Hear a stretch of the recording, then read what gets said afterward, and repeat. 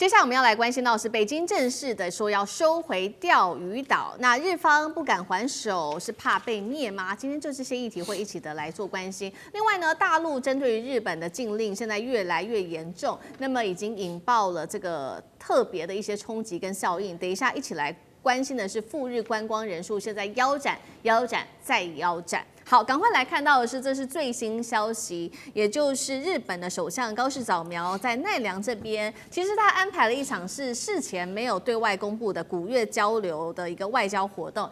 我們可以看到畫面上，他就是跟南韓總統李在明一起打鼓，而且呢，他們打一打還交換一下鼓棒哦，大家一起在演奏着 K-pop， 畫面看起來是非常的和諧而且開心的。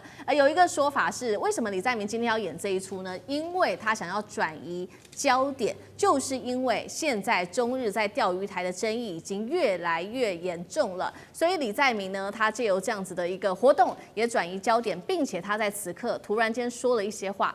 他說，台灣問題是中國和日本的問題，韓國不會介入，等於李在明在政治上面已經完全的跟日本做出了一個切割。剛剛講嘛，中日關係因為這個釣魚島的問題不斷的升溫，趕快來看到日本方面是怎麼說的。來自於日本的海上保安廳他說的，去年呢一共是偵測到中國海警船在釣魚島周邊出沒357天。他說這幾乎是全年無休的，而且是2012年日本將釣魚台國有化以來最高的一次記錄。日方還這樣說，這是來自於日本的第11區的這個海保長，他是這樣說的：中國方面的活動已經呈現常態化的事態，而且這樣子是非常非常嚴重的事情的。外界就說，那你趕快对中國大陸採取強硬的手段吧。但是呢，他卻突然間軟下來說呢，如果我們採取強硬的手段，這反而會給中方行動升級的一個機會。好，所以節目一開始特別請教苑老師怎麼看？中國大陸現在幾乎是每天都在釣魚台這邊巡航執法，是用行動來宣告這邊的主權嗎？那日本現在看起來他的這個態度突然間放緩，原因又是什麼？苑老師怎麼看？日本的海上保安廳講的這句話，他下句話沒講，就是說去年中國海警船在釣魚台周邊出現了357次，然後呢，以至於日本船進都不敢進去。他後面這段話呢沒講，所以說357個一年就365天，大概扣除了過年跟大概放年假的話呢，這幾天整個大陸已經把釣魚台圍得緊緊的、死死的啊，大陸他們叫釣魚島了，這個是這樣的。我覺得有3個原因啊，是使得日本的這個叫做坂本誠志啊，他不敢說話的原因。他本來講得很強悍，但是日本現在要面第一個的話呢，就是實力的問題。國際政治哲學只講實力啊，你有沒有這個能力？我們的話呢，我們這一代人的話，伴隨着保釣運動長大了，大家叫一叫也沒辦法。那日本的話就部队來啊，我們有多少漁民被逮到啊？我上次碰到周錫瑋，他講說代表那個原來的台北縣的時候，還是這個釣魚島基本上是我們台北縣的，對不對？是屬於宜蘭的，是屬於宜蘭的啦，哈，不應該是屬於宜蘭縣的。那反正是台灣的了。那這個情況下，這是實力的問題。大陸現在有實力啊，大家都知道055大區就是這個海警船算是客氣的，而且大陸的海警船也有1萬多噸了。那日本人拿怎麼拼呢？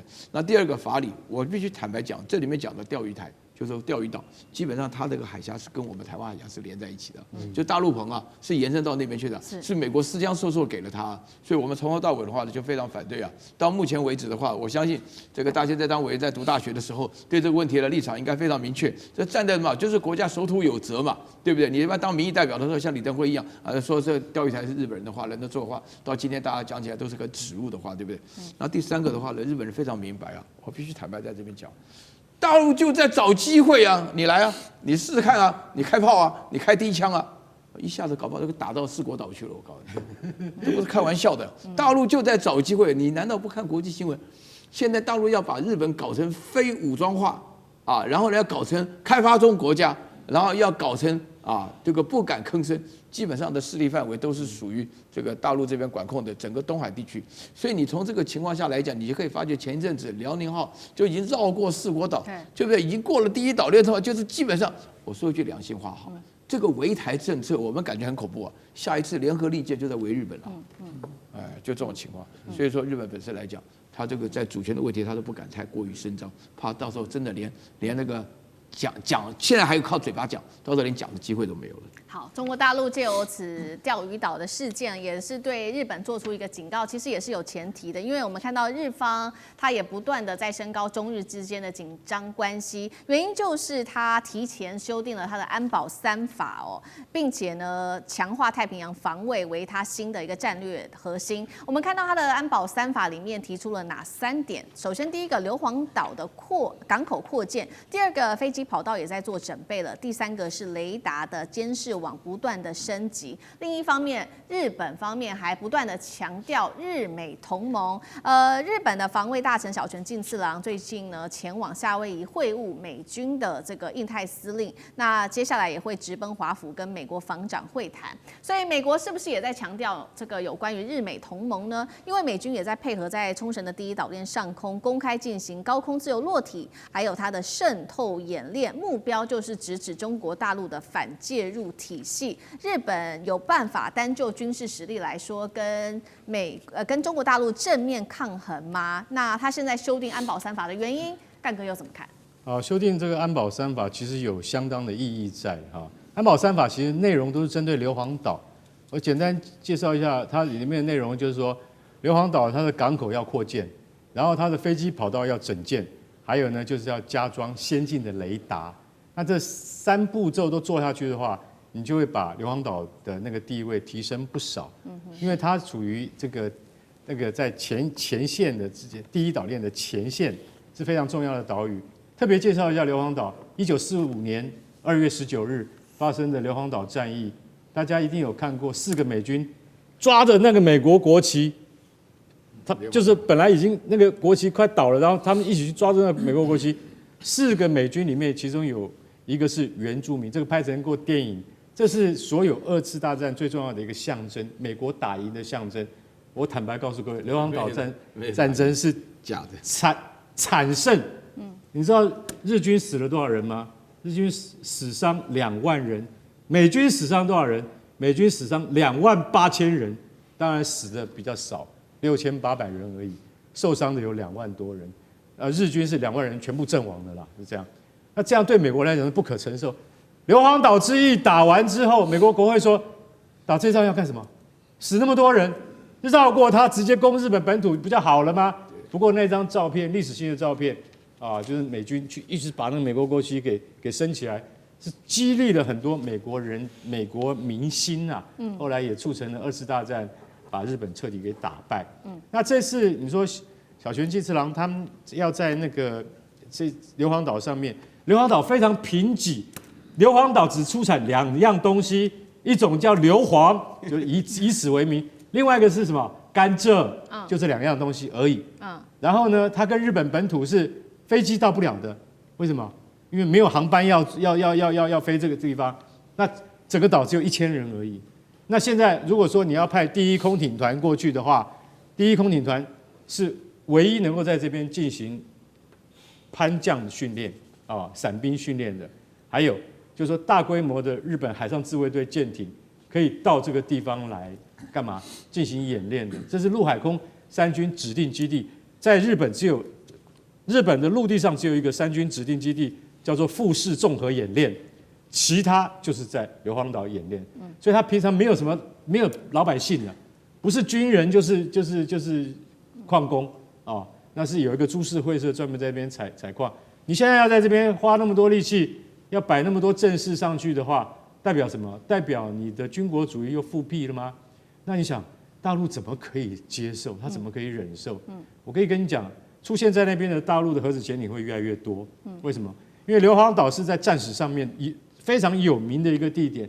如果你要以這邊當跳板的話，大陸絕對不會同意的。而且老實講一句，派一艘核子動力飛彈潛艇過去，日本就嚇死了，就這樣。好，這是中日關係緊張，中國大陸在軍事上面的部署。那針對經濟上面，對日本也有各種的制裁，而且有一個說法說，那個時候對於日本的制裁，日本說其實不會有太大影響。但是我們現在看到這個制裁的效應跟經濟上面的衝擊，正好在此刻逐漸的擴大。我們來看到是經濟上面，中國大陸赴日旅客2025還有930萬人次，那2026現在預估恐怕直接跌將近1半。最慘可能會只有480萬人次。那今年的第一周哦，中國大陸去的國家最多的国家是韓國跟泰国，日本已經跌到第3名了，所以它的機場的旅客吞吐量年減幅預估是30%。再來呢，日本的清酒喜歡出口給中國，一年金額116億日元，現在呢可能在這些通關上面會被做更嚴格的審查，有時候要等，甚至要等到1個月左右，是不是對於日本的經濟效應從今天開始才會逐漸擴大？委員怎麼看？對，我認為剛才這些數據哦，日本可能還覺得不夠痛了哦，所以北京政府如果真的要用經濟的制裁讓日本覺得痛哦，他恐怕要下更大的力道。就是你現在看到的嘛，他現在的這個旅日的這個人次至少只是折半的，減幅只是到了48%，代表還有50%的量在那裡啊。然後包含我們現在看到的這些航班是一樣的問題啊，吞吐量只減少了33%呢。那麼如果你真的要讓日本覺得痛，你就必須要用更大的力度了哦。那麼日本恐怕才會真正的感受到。但是我曾經說過，就長遠來講哦，日本當然的經濟會受到衝擊了。那麼因為日本有很大的這個觀光客的來源是來自於中國大陸的，中國大陸排名第1，台灣排名第2嘛哦，所以在這個過程當中，特別是關西的這個觀光業受到了很大的衝擊。但是現在你從日本的這個政府哦，從現在我們所看到的高市政府的一些種種的作為，似乎他準備在軍國主義復活這條道路上要一意孤行走到底了。就原本我們認為說他可能是在台灣問題上的一個失言風波，就現在已經不是失言風波了。他失言完之後，他開始來修改了所有的一切日本在這個原本要做軍國主義復辟的一些障礙，他通通都在做排除了。那麼因此在這個過程當中，對中國大陸來講，他恐怕就要採取更大的力度了。除了經濟之外，就好像剛才我們在討論的，在這個釣魚台主權問題上，開始跟日本直接叫板了，就是你要不要採取行動嘛？你不採取行動，我就乾脆把釣魚台收回來了，你敢不敢？那麼當然，其實我們要回過頭來看整個世界的大局啊。我相信北京政府看的不是只有日本而已。當他看到美國在清理自己後院的時候，如果美國可以這樣做，中國大陸何嘗不可以把自己的前院清乾淨呢？日本也好啦，菲律賓也好。這個時候你不清理它，什麼時候清理它呢？反正美國老大哥都當了初一了，你就當15就好了。一個掃自家後院，年終大掃除，你就順便把自己家前院也清一清就好了嘛。所以李在明是一個聰明的角色啊，他早就知道這件事情，說他不要摻和進去了。那麼在第一時間，他維持跟日本、維持跟美國、維持跟中國大陸良好關係，而且宣布說這件事情跟我一點關係都沒有，我就在外面看好戲就好了哦。所以韓國反而成為最大的受益國。那我覺得對中國大陸來講，它加重這個力度，某種程度來說，也是趁着美國去做其他的事情的時候，他先來在這些地方把這個主權問題也好，或者把這些該教訓的、該修理的都修理一遍。那麼當然，如果中國大陸的力度加重哦，我認為當然有圍魏救趙的效果啊。就美國現在在處理伊朗啊，如火如荼了。雖然他說他的援兵已經在路上了，還沒出發，但也許會出發哦。那你要讓伊朗的壓力減輕，只有一個辦法嘛，就是你在其他地方點火啊，你讓美國不得不救，攻其必救啊。就日本如果今天釣魚台出事了，你看美國要不要來出面處理一下？這就是美日安保條約的問題啊。所以其實現在全世界的這些強權國家都在下一盤大棋，就不是只有美國在下，中國大陸在下，俄羅斯在下了。現在只是要看誰的棋藝比較高超一點而已了。好，謝謝委員。那我們休息一下，馬上回來。地緣政治、美中之爭、戰略價值、強權崛起、小國生存。現在與未來，洞悉事件走向，掌握世界脈動，全球觀點，盡在環球大戰。